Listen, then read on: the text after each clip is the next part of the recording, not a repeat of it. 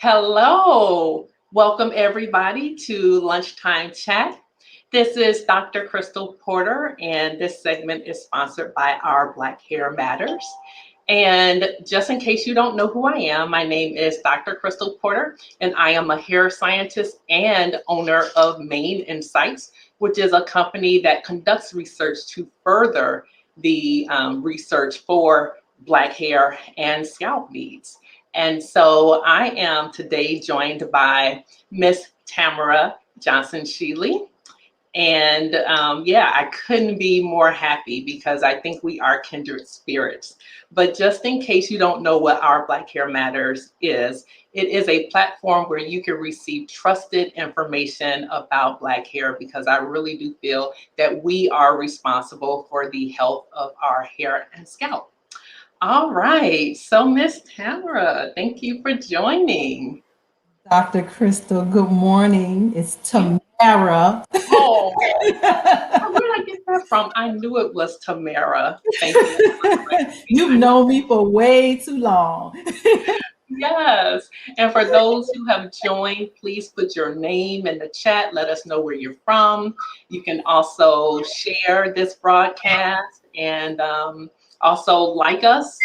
And if you are on YouTube, give us a thumbs up and subscribe. Really appreciate it. So, Miss Tamara. Yes, Dr. Crystal Porter, I called you our scientist from the day I met you. You want to go into that story? This is a brief introduction. I met Dr. Crystal. Um, when did I meet you, Dr. Crystal? At a beauty and barber industry event. It was an event here in Atlanta, I believe, right? It was, yeah, it was the hair. Well, when was the last time they had the conference? No, it wasn't the last time. I think it was the Hair 19 conference. 2 years ago. Yeah, Yeah, it's been a yeah, minute. 2 years ago. And I Yeah, two and I years ago. remember. Go ahead. I'm sorry. No, I was No, just getting ready to say, but I was really impressed because you are president of the Concerned Beauty and Barber Professionals. And just that title itself is intriguing because if you're concerned about something and it has to do with professionals in the beauty industry, it really is something that is a conversation starter, right? mhm. It is, and but this is I like to pay homage to those that have invited me. So when I met Dr. Crystal, I knew that she's right. We are very much so kindred spirits. Because when I met her, I immediately called her our scientist. Like when she started talking about the things that were going on with our hair, and I heard, I could tell she was very knowledgeable, and I liked her immediately. I knew she was our scientist. So I kind of adopted her into the industry before she even started, diving into the extent. But yes, so I am the president of the Concerned Beauty and Barber Professionals. Today, I'm actually wearing our Politics, Beauty, and Barber t-shirts because I'm also the senior advocate of Politics, Beauty, and Barber. So we are a two-in-one effort and two-in-one organization where we, of course, the Concerned Beauty and Barber Professionals address health and safety, the issues that affect our industry, and the need for continual education for beauty and barber professionals. The other side of it, I call our organizations twins, Politics, Beauty, and Barber. That is the piece where we actually address policy nationwide that affects our industry, where we encourage professionals to engage and learn and understand about these laws that they're writing that affect you, affect our industry, and affect your pocketbook. So this is where we encourage our professionals to engage in these laws, but specific to health and safety and to the overall impact on our industry. Awesome. Yeah, thank you for that thorough introduction. I definitely couldn't have said it better myself. But one of the reasons why I really was excited to have you on is because, what you stand up for is exactly what I think our listeners need to hear. And so, as people probably know, I work with serious practitioners to really educate and empower and elevate the industry, right? And so when I say we're kindred spirits, it's because of your passion to want to elevate the industry. And so when you say that you are the president of the Concerned Beauty and Barber Professionals, I want to know, really, how did that start? Because you have, you know, a lot of points that you want to make about how how people need to be concerned about sanitation and cleanliness in the industry, but also why it's important for stylists to, you know, be aware about licensure, right? And so let's hear the background information about how that movement got started. Whew, I'm gonna tell you, I never wanted to start this. Never. It's funny how you end up, and if you see me kind of looking down, I was sharing y'all just to make sure we get this out to the masses. But I never wanted to start this. I didn't intend to start anything. So I came into this as a professional. I actually owned a salon. I did nails, everybody. I owned a nail salon for 10 years, but I did services for 18 years. And I started watching when I came into this industry, Dr. Crystal, when I tell you the beauty and barber professionals was the flyest thing I've ever seen in my life. When I came in, I saw six-figure stylists. I saw it was something so intriguing about, you know, people standing behind that chair, making people beautiful, doing something that they actually love to do and making great money at doing it. So I was so attracted, and the independence that came with it. Like, you could make your own schedule. You can make as much money as you want. This industry was, because I had come from the banking industry, and Dr. Crystal, I had been robbed twice at the bank. And I knew after I had been robbed twice at that bank, I needed a new career. So that's when I came into the industry. And it was, like I say, very attractive to me. So I started after a few years of, you know, getting in these salons, and I was real strategic, Dr. Crystal. I worked in hair salons as a nail tech and would always wanted to be the only nail tech. So you got a salon full of great professionals. So you know your girl was doing really well underneath all these great stylists, right? Right. So I just started watching something different happen in the industry. I started watching professionals get second jobs. I started watching the enthusiasm leave the industry. You know, I opened my own salon, and I just saw the health and safety standards start to diminish. I just saw things that was disheartening, because I know why I came into this industry, and I know what I stood on, and I knew where professionals were, you know. So I didn't understand where they were going, because I'm like, this is crazy. This industry is going to hell.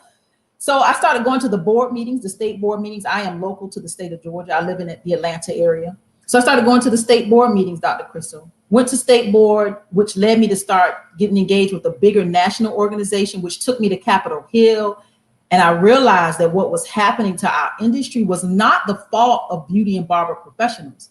It was politics. It was policy. It was something that we weren't even engaged in. Like, people were making decisions, and we didn't even know what the hell was going on.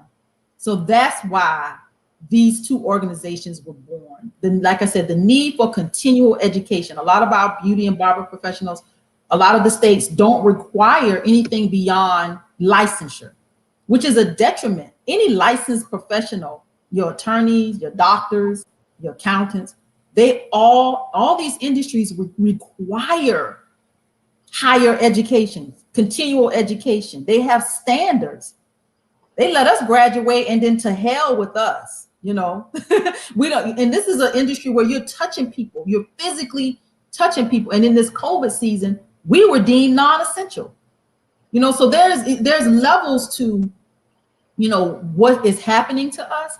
But going back to your original question, why I did this was because it didn't exist. There was no organization, and I would have preferred to collaborate with particularly the organization that took me to Washington, D.C. in 2012 and 2013. I would have loved to collaborate with them. But when I saw that these bigger organizations were more concerned about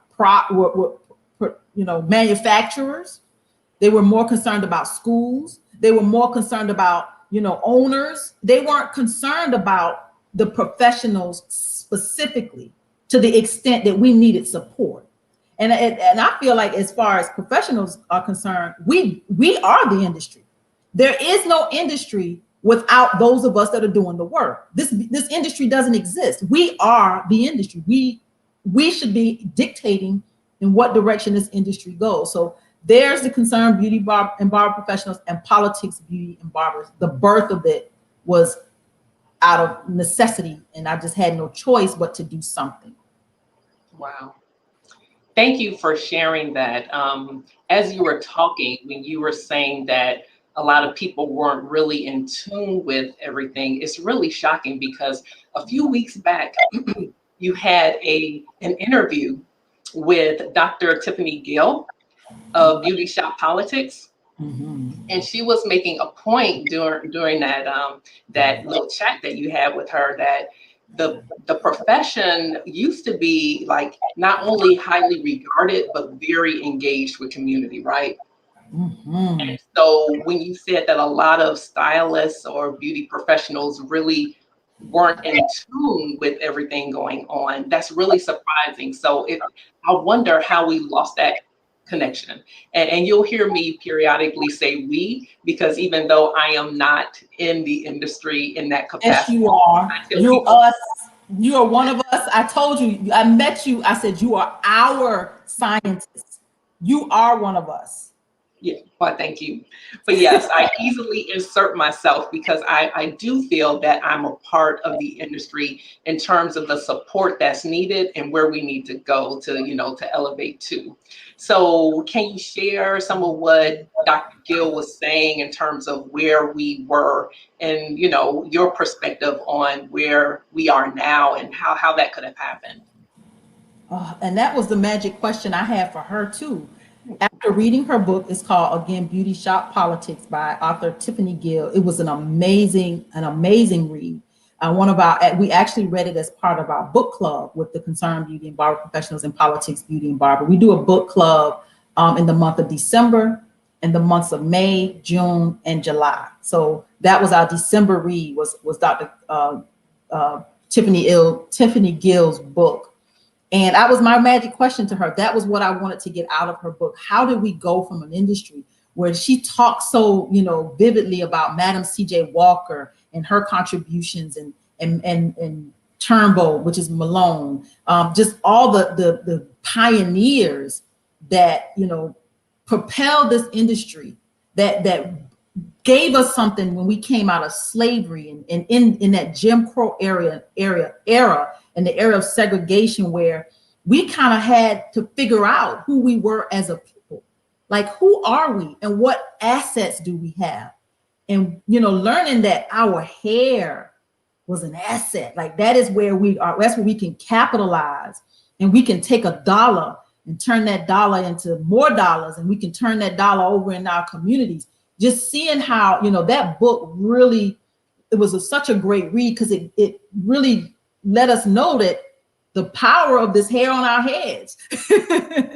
And, Dr. Gill, I wanted to understand how we go from knowing, creating this industry for us as a people and having these legacy organizations like the Beauty Culturist League, where these women were serious. Like you talk about serious, you use that word pretty frequently, like serious professionals. These women wore uniforms and they took pride in the way they offered services. Like this was truly a profession. They had gone to England. They were just, the way who we were. I mean, reading this book gave me it made me feel like I felt it when I came to the industry from the banking industry and I came into the beauty and barber industry. That was how reading that was like, oh, they felt this way too. And then and that was my question to Dr. Tiffany Gill was, how do we get to where we are now? And that is what I think we're still trying to answer.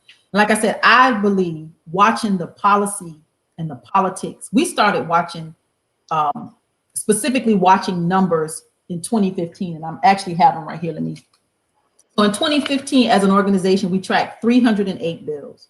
In 2016, as an organization, we tracked 343 bills.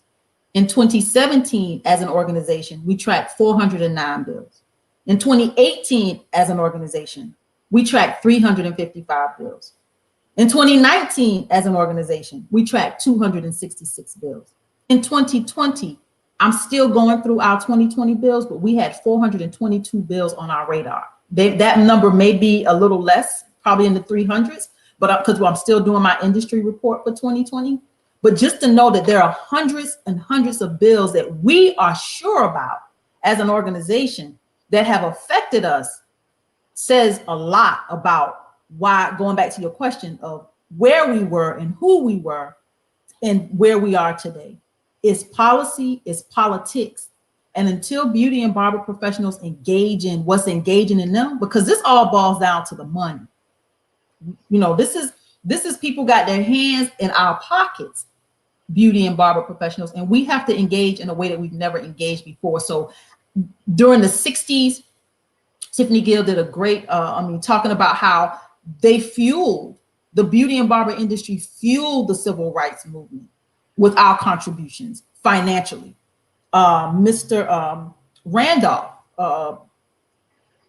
the labor movement, his last name is Randolph, his first name is escaping me. His wife was actually a professional, and he was organizing while she was working. And he was able to go out and do this organizing work around the labor movement. Philip Randolph, that's his name. His wife was a professional, and he was able to go out and continue to do this organizing work around labor while his wife worked. So she was the breadwinner, and she was the one that was fueling the whole movement. So it just shows you the magnitude of what we were doing. And then something happened after the 60s. And this is where I heard a story. Now, because if I'm going on and on, you can stop me. You got another question, but I have lots of questions, but no, I think this is very intriguing because I think it lays the foundation to, you know, where we used to be and where we're actually trying to go, working together and really, you know, making an impact. So no, go ahead. So in the 60s and the 70s, somebody asked me this the other day. For those of you that don't know, I actually ran for the United States Senate. And I was having a conversation and they were talking about what happened to us as a people in the 60s. And I know this is kind of, I want to take it there because I want us to kind of see the magnitude of just policy and our own thinking. Black hair matters. In the 60s, you got to think about, you know, the fact that JFK was killed, Robert Kennedy was killed, Martin Luther King was killed, Malcolm X was killed, Medgar Evers was killed. You have all these leaders that were killed and assassinated in the 60s. And we went from we were a part of this as beauty and barber professionals, fueling this civil rights movement. And in the 70s, the 80s and the 90s, I don't know whether we became complacent or that was some fear. I do believe there was some fear instilled in us. And then we weren't as engaged politically as a people because of what we saw happen to us as a people. And then I think the manufacturers have put their hands, and I know Dr. Crystal speaks to this a lot. The manufacturers have their hand thinking that products are the magic formula. No. Those products don't do anything unless we help them do it, right? Like we're the ones that's utilizing these products to make them do whatever it is, this magic that they're doing. So we're in over the course between the 60s after this happened to us and now today, we have a lot of work to do, Dr. Krista. We've disconnected from organizing, from being collective in our efforts. Black hair matters. You know, this is, you know, we as a people, we matter. Black lives matter. We're now in this new evolution, I believe, of where we should be going and could be going. I think your movement with Black Hair Matters is giving it a different twist and making us think differently. So I appreciate what you're doing. Well, thank you. It's so funny because a lot of people wanted to know, you know, what our Black Hair Matters really is about, because anytime you say that, it sounds like it's a lot of politics behind it, right? And I really do believe it's more or less empowerment. So exactly what you are saying, you know, us being in charge of us and being aware of the issues and seeing what we can do, how we can help elevate. And so on that same vein, well, let me actually take a minute because I usually at least acknowledge some of the people who joined us. So I do see you, Renee, thank you and welcome. We have Andrea, thank you, Mia, Taria's here, Herbert, and Christine, thank you so much for coming. But I do want to make sure that we get to some of the questions, because when people go to the salon now, especially in this day and age of COVID-19, right? There are some things that they need to be aware of. No one wants to catch the virus, right? And so there are some things that have had to be implemented to make sure that people are safe. So when you say you're concerned and you saw a drop off, hopefully there are some changes in the salon right now for those who wish to continue to go. And me personally, I decided that I was not going to go to the salon anymore, but it was a personal choice for me. I'm very fortunate because I know how to make sure my hair looks halfway decent, right? But for those who, I mean, there are a lot of people that I know who just don't know what to do with their own hair, and they need the expertise of stylists. So you have a book out for stylists to make sure that they know what they need to do to prepare for these times, these unique times. So can you share with some of our viewers what they should be looking for in a stylist who has, or a salon that has done their due diligence? Yes. So thank you, Dr. Crystal, again for this opportunity to share our organization, share our efforts. So here is the book. I'm going to hold it up. It's The Guide to Thrive.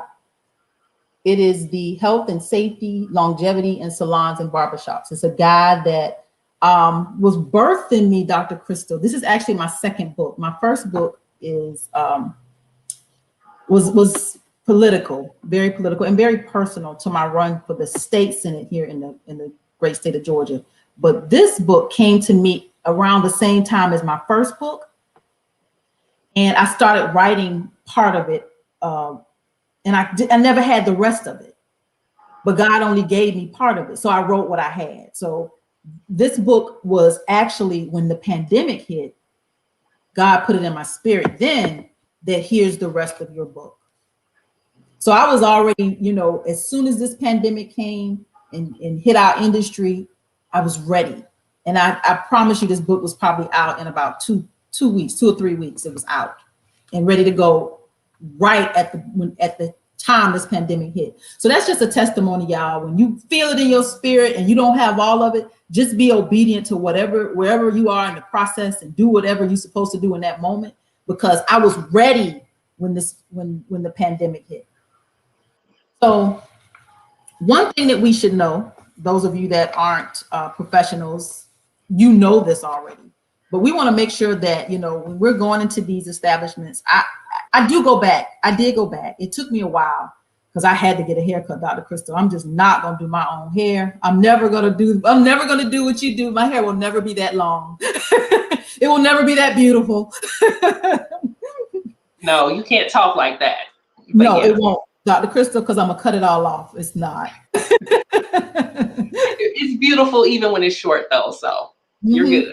You're good. I'm washing this stuff in the shower, and that's the extent of my life. So I love it when I see, all the beautiful black hairstyles, because your girl can't do it. I did nails for a reason, not hair. So when we go back to our salons and barbershops, we want to make sure that, we're watching our professionals and, making sure that they're sanitizing, making sure that they're disinfecting, making sure that they are intentional about wiping everything down, from the doorknobs, from when you walk in, the doorknobs, the countertops, the credit card machine, any and everything that is touched. Make sure that you see them and they are actually being diligent about wiping and cleaning everything, the chair you sit in, their workstation. You should see stylists now cleaning everything all the time. Yes. Go ahead. No, I was just gonna say, make sure they're wearing gloves. That's gloves is a mask. We know the season that we're in. gloves and masks, hand washing. This book goes into, hand washing and taking your temperature. When you walk in, I want to know if somebody in here is sick. Take your, they're taking their temperature, they're taking your temperature. There's protocols, there's procedures now. There's new practices that have to be in place. We can't go back into our salons and barbershops and assume that we're safe. There's no more of that. You don't want to go. Well, I like the fact that I go into my grocery store in my neighborhood that you can only go in one way and out one way. I know that sounds ridiculous, but I like that because I know that they are cleaning the carts, that when you go in, those carts are clean. They're cleaning them. They're wiping them down. And when you come out, you leave that dirty cart, somebody is taking that over to the other side. So I like these new practices and these new procedures and protocols. I want to feel safe wherever I go. So make sure that they are, taking your temperature, not reusing capes. You seeing fresh, clean towels everywhere.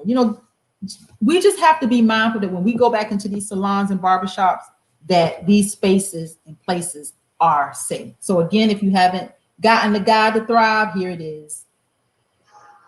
Awesome. Thank you, Thank you for sharing that, because I know that my standards are pretty darn high. And so I'm very fortunate that those who I go to are very diligent about making sure that everything is clean. But I think some people are just scared to move forward. And I'm not necessarily scared. I just decided that that's something that I can do without. So I can decrease my chances for, not having so many places to go, right? But yeah, I hear some people are like, no, I'm not going back. And I don't think that's the answer either. So you giving those pointers are really important for people to kind of hear, to know, and to ask those questions before they even go, right? Because you don't want to put yourself in a situation where you get there and you're like, okay, this is not what I expected.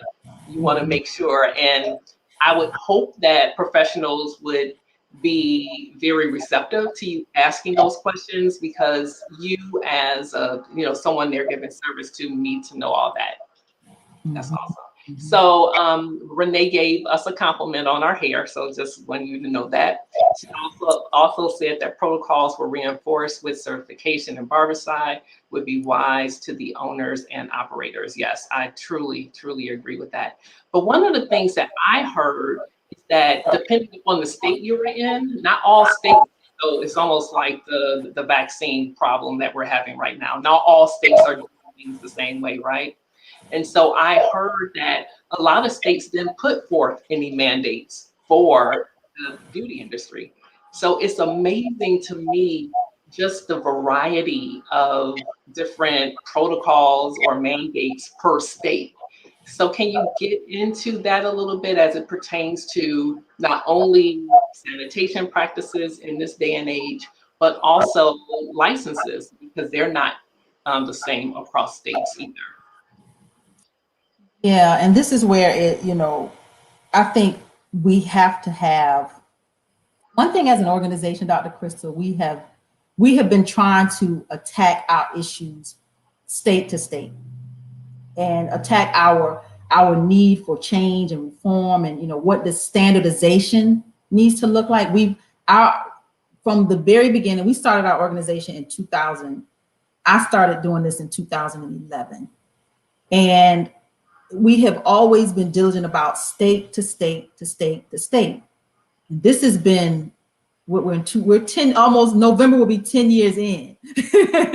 And we really now are taking our organizational efforts in a higher direction, because what we would like to do moving forward, and this is what we're talking about internally, is really looking to create some sort of national standardization, something that we don't have to go to Oklahoma and Oregon and Kentucky. Like all of these states, the laws do vary.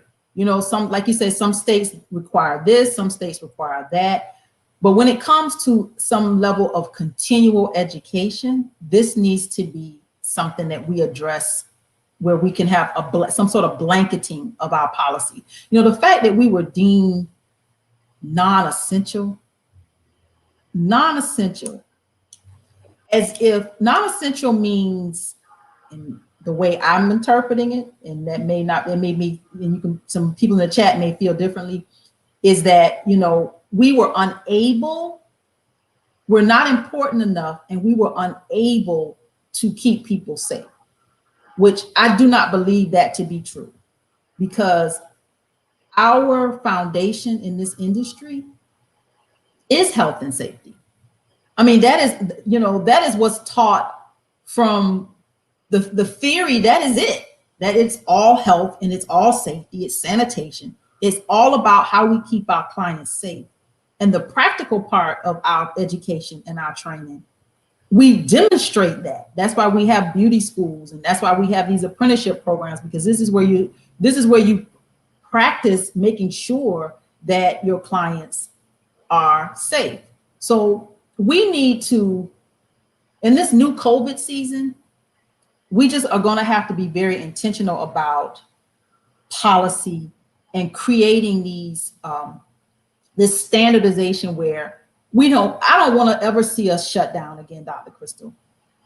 It broke my heart to see salons and beauty and barber professionals not be able to operate in this season when I know we've been trained to handle this. Like, I know we were trained. Now, we definitely had to start wearing a mask, and we couldn't necessarily social distance, but we know how, we could turn a client and we don't have to be in people's faces. And, the nail salons came up, they have shields and you just put your hand underneath the shield. I mean, there was new ways for us to continue to work. Beauty and barber professionals couldn't afford to stay home.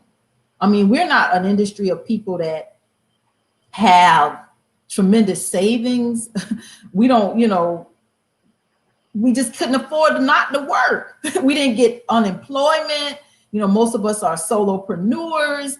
We're just a unique group of working people that, we're going to have to be mindful that being, this non-essential, being deemed non-essential can never happen to us again. And what that needs to look like has to be done in policy. And going back to your original question about, where we, these states and the variations in policies, we're just going to have to be intentional and organizing. And that's why Black Hair Matters and these different movements have to come together to figure out how we create what this next level of this industry needs to look like. And I see it politically. You see it scientifically. And if we don't, yes, yes. Yeah. If go ahead, but I am going to jump in. But go ahead. Jump in right there. There you go. Okay, so I'm glad you said that I'm a scientist, because to be honest with you, I understood why they said that the beauty industry as a whole was a non-essential industry. And the reason why, from a scientific perspective, is when you are introduced to something that you don't know anything about in terms of, how the disease spreads, how easily it does. When you look at how it spread worldwide, all you knew was that, one, it was contagious, and that the hospitals were not in a good space, right? So they knew just to try to take a pause, to try to get more of an understanding, they needed time, right? And so in order to get time, you needed people to actually kind of stay put. So everybody needed to stay put. However, you have to eat. So of course, the grocery stores were open.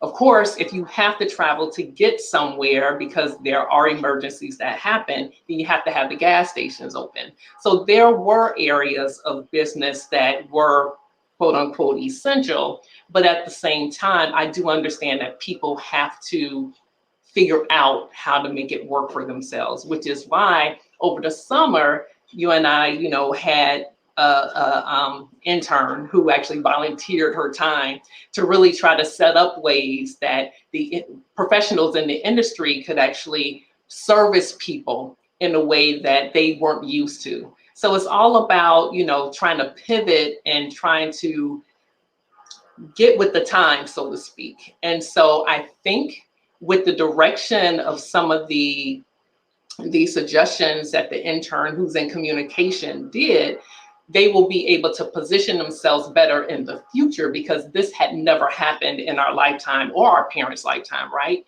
And so just to have this happen, we just weren't prepared in the world. And so I do understand that you were prepared, but I don't think in the books it addressed anything about pandemics and how to function for something that was unknown. So I do understand why that particular industry, or why the industry was deemed non-essential. But having said that, there are lots of things that we've learned, and I think that not only should we as an industry figure out how to prevent that from happening, but also recognize that there are times where we need to kind of step back and understand the situation and how things work. But moving forward as an industry, and meaning professionals in the industry and consumers who actually utilize the industry, I think there are things that we need to be aware about so that we can navigate together and be the best industry that we can be. So let's see, Taria said, this is such an insightful conversation, the political side of it, thank you. And Danielle says, people are at risk at the grocery store and the gas station as well. Oh, absolutely, they are at risk. I totally agree with that. But when you mitigate the situation or the potential for things to get out of hand, it is a matter of trying to put things into place where it can be safe. And then they did that. You know, they said, okay, you can't have so many people in at one time and everything. Gas stations are outside, so that's, you know, kind of the safest situation to be in. But I think that now that we're past it, we know how to move forward. So just in defense of the scientists who made these recommendations, I think it was the unknown. I think it was more of that and less of we don't trust the industry. Yeah, and here's where I push back on our legislators, is because they never asked us. They didn't ask us. They don't know who we are. They don't know the level of training that we've had to, you know, what it takes for licensure. And they tend to make decisions for us without asking us. They didn't even ask us. And this is where beauty and barber professionals have to engage politically. And, you know, we have to have a seat at the table. If that table is set making decisions for us, we have to have a seat at that table, and a lot of seats at that table. That I agree with. I totally agree with that. No, and what you're doing is so commendable, because if it's not, you know, if you don't have the culture in place or the association in place to have a seat at that table, that is why what you're doing is so important, because I think the industry needs to have a voice. And even though you didn't ask for it and didn't necessarily see yourself doing it, I understand, because I think you and I have the same passion for the industry, right? Because I didn't feel like I was ready for this either. You know, I make mistakes with people's names. I you know, switch words around sometimes. So I'm not always presenting myself in a way that I'm like, oh my God, am I ready for this? But I think my passion for wanting to make a difference is higher than my fear level. And so if I got to go out there and make mistakes and apologize for mispronouncing names, then that's just something I'm going to have to do, because I know that there are other things that are higher than that and more important. So I thank you for what you're doing. I thank you. That's why we get along so well, because we both are in the same freaking boat. We're in the same boat. It's like we are forced into these spaces and these places. Now, I'm not even a licensed professional anymore, Dr. Crystal. I left that in 2013 and tried to, like, you know, do this, but the industry won't let me go, and I can't let it go. So I do this. Not even, I was one of you for almost 20 years, but not even, you know, currently even engaging in the industry on that level. I still can't let it go, because it's such a part of me. It's such a part, and it is obviously a big part of you too. Oh, absolutely. And so the other thing I want to talk about is continuing education. And you talked about that and you mentioned it earlier. And that is something that I am so passionate about, because even though, you go through school for so many years and you actually are like, oh, I'm finally done. But then you get out in the real world and you find out, no, there's no such thing as being done ever. We are generating so much information now in terms of, research and what's going on in technology. I mean, things become obsolete very, very quickly. And so there's always going to be a need for education. And so with all the influx of products that are out there, so people are confused about what they should use and how they should use it. And then stylists don't know I don't believe that the level of education is there for using products as it once was. So the whole industry is being shifted, but it doesn't mean that the need isn't there. And so talk a little bit more about the importance of continuing education and what consumers need to look out for when it comes to who they engage or who they let engage with them with their hair, skin and nail. Yeah, and what we learn is great information as beauty and barber professionals. It's foundational information, but it is totally not enough. And like you said, as things change, oh my gosh, in this new COVID season, like there was a learning curve. Like I said, we were prepared, but there was still a learning curve. And there was still new, like I say, new practices, procedures, protocols that we had to learn things and do things a little differently. We have to be committed to continual education. That is the mark of, this shows who's a professional and who's not. Like I said, your doctor, your dentist, your lawyers, every licensed professional has standards, has levels of education that you're required to take in order to remain licensed. Licensure as a whole, Dr. Crystal, even our doctors and lawyers, licensure, there's a movement, political movement, to eliminate licensure. And licensure, in the buzzwords that they like to use, is a barrier to entry. Hell, I want that barrier to entry because I don't want everybody doing this. I don't think everybody should be, working on your teeth. Everybody shouldn't be a lawyer. If you can't pass these tests and you haven't acquired this information and you're not competent, like I don't want you. I want to know that there's some sort of help me, Dr. Crystal, with a standard. Yeah, some hierarchy. Like you reach this point where you are able to do this proficiently. Yeah. So continual education. The fact that our industry is one of the literally one of the few. Most industries have some level. And the states that do require it, Dr. Crystal, the continual education, it is not even, it's mandatory, but it's not mandated. So you may be required to do it, but guess what? There's no tracking mechanism. They don't know whether you did it or you didn't do it unless you're audited. And how often, I don't know one professional who has ever been audited in my almost 20, I came into the industry in 1995. I don't know one professional that has ever been audited for continuing education. So there's no accountability for us to get these additional hours and attain this additional knowledge. There's no incentive for that. If they're not going to check, and you so busy working behind the chair or behind the table, you're not doing it. So we have to be, if we want to be considered, like I said, they attack us. The reason why I was able to tell you those hundreds and hundreds of bills year after year, the reason why they attack us, because we're low hanging fruit. We're not organized, and hell, we don't seem to care. But this is care matters. And as we continue to talk boldly about, the need for this, the consumer is going to demand that our industry does the right thing. I agree wholeheartedly. Not to say that there aren't serious practitioners, and I have to tell you, it took me a while to find them.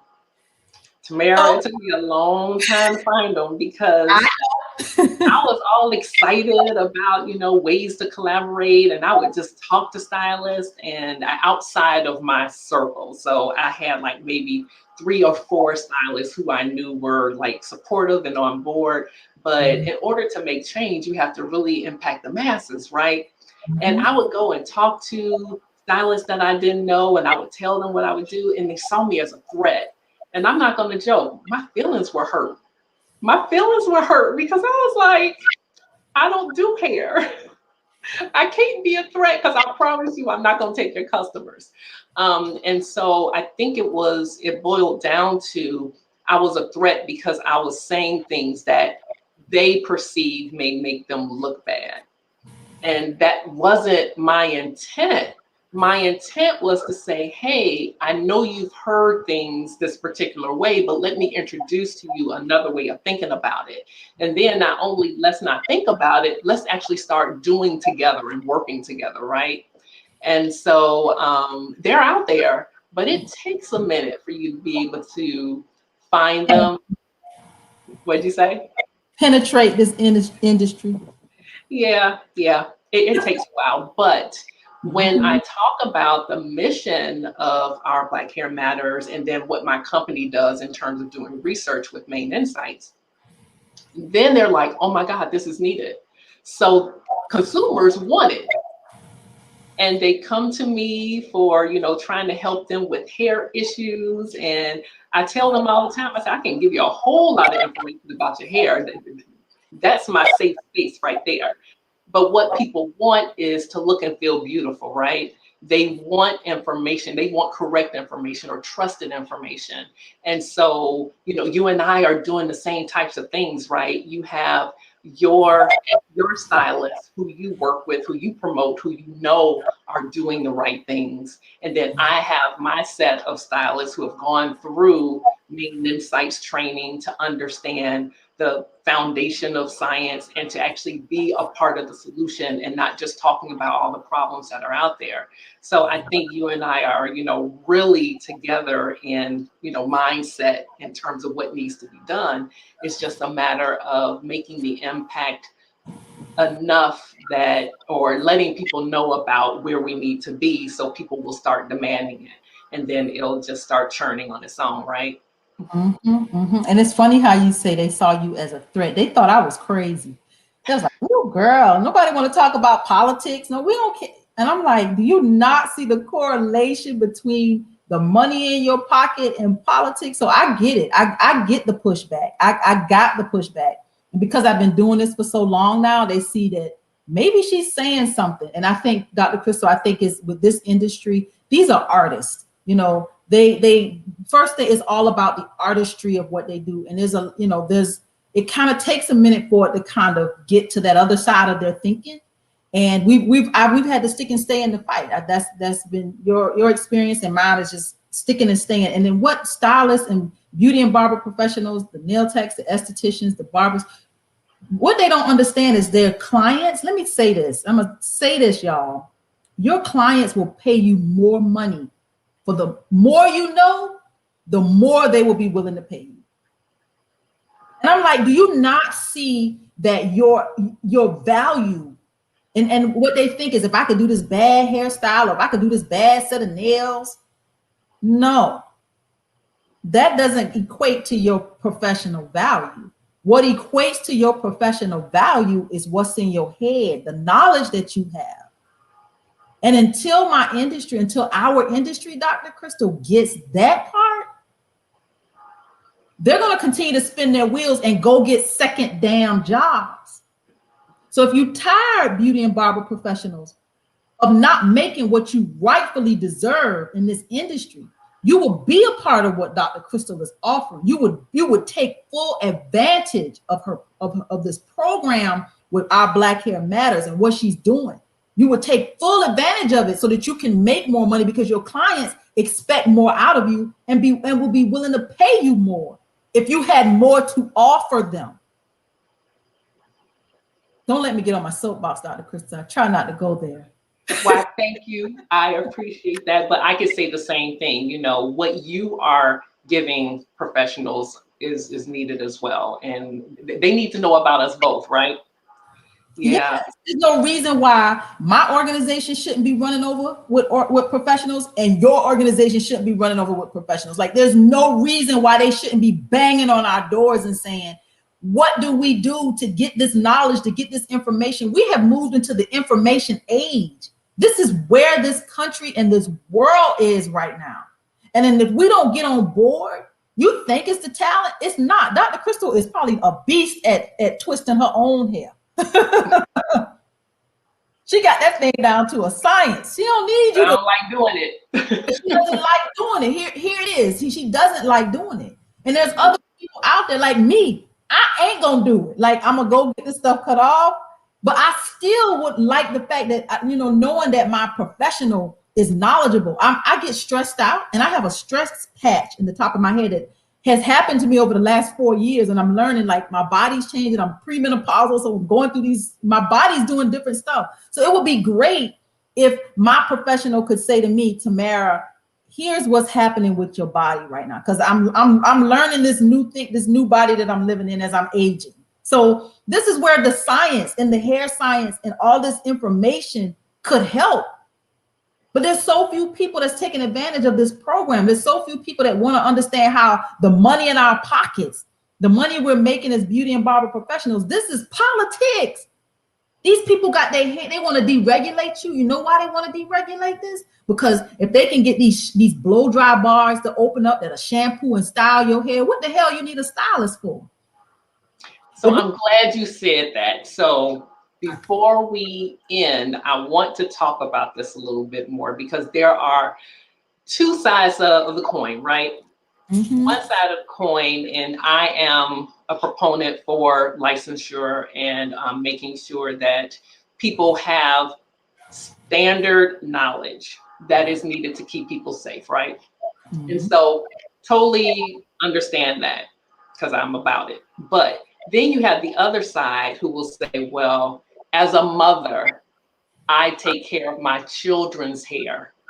I don't have a license, so why can't I, because I have this skill set, be able to do my niece's hair? And oh, I'm pretty good and she's getting compliments. So I'm getting, I'm making this a business. Why should I get a license because I'm skilled and I have the same qualifications as a mother would have doing her children's hair? Because you're touching the consumer. This is the general public. It's a difference between me doing like my kids' hair at home. That's in the, this is my family, but this is the general public. No, this is America.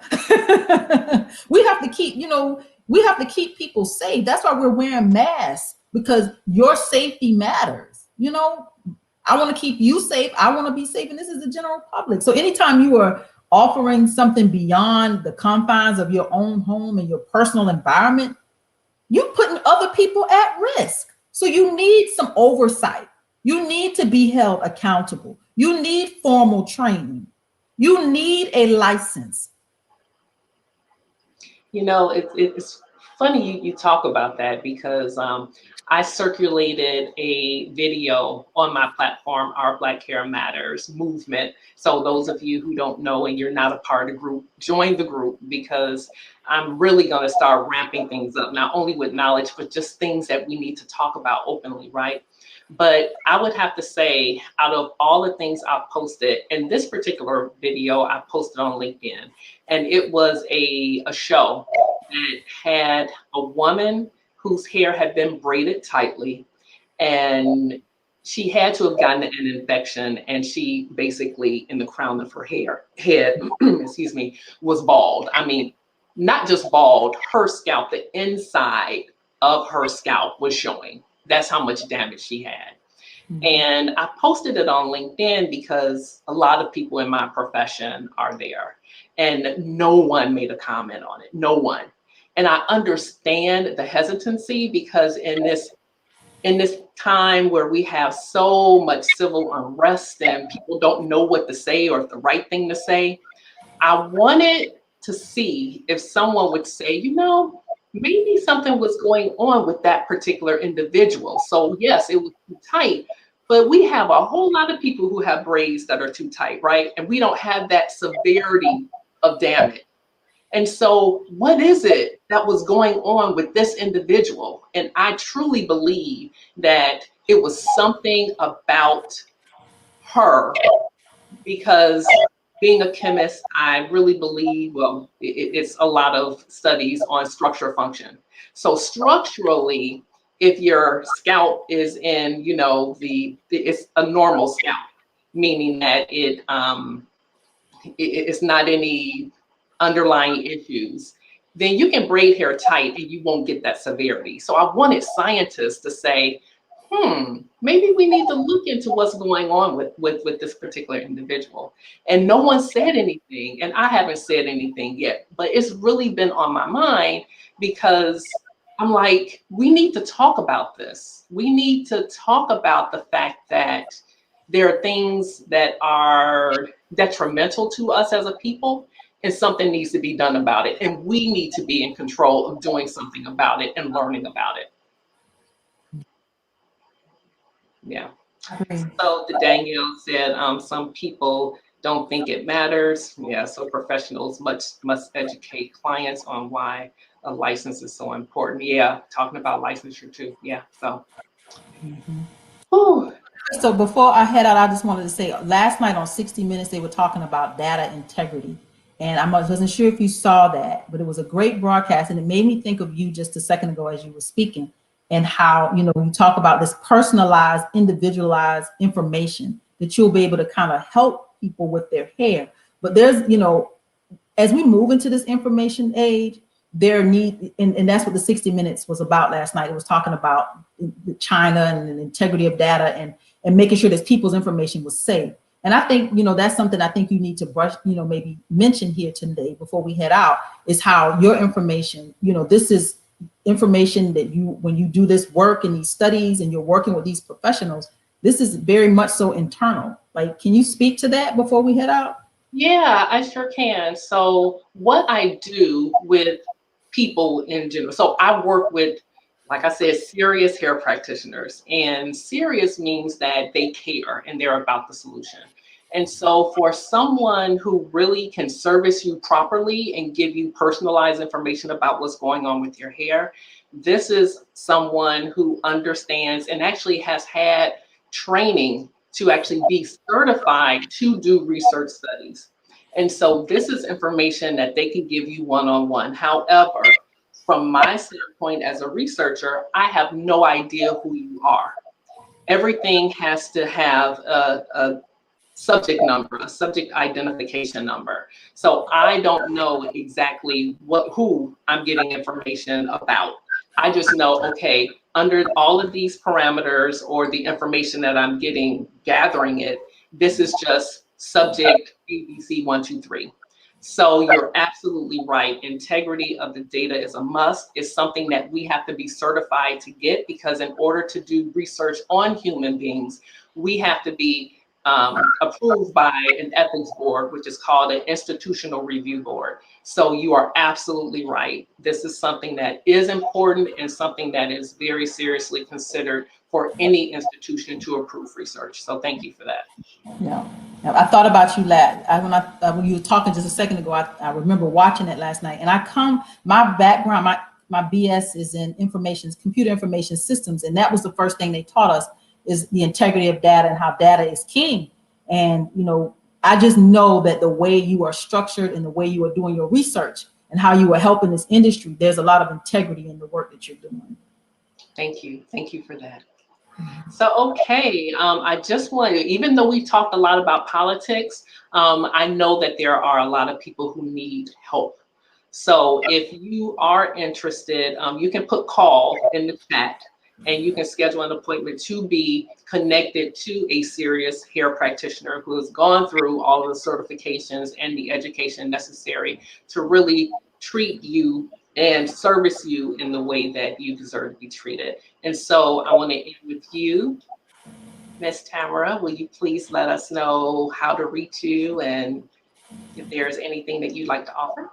Yes. So I am, again, Tamara Johnson Shealy, politics, beauty, and barber. I am the president of the Concerned Beauty and Barber Professionals. You can find us at politicsbeautybarber.org.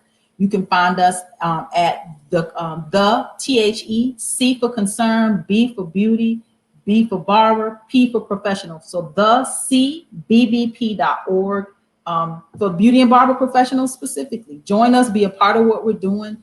This is how we win. You got hair science, you got hair politics, beauty, and we got this thing on lock if we just work together and collaborate. So between Dr. Crystal and I believe we have great leadership, and I just want to thank you for giving me an opportunity on your broadcast today. Thank you, Tamara. Really appreciate it. And as always, take care and love your hair. Bye-bye. Bye-bye.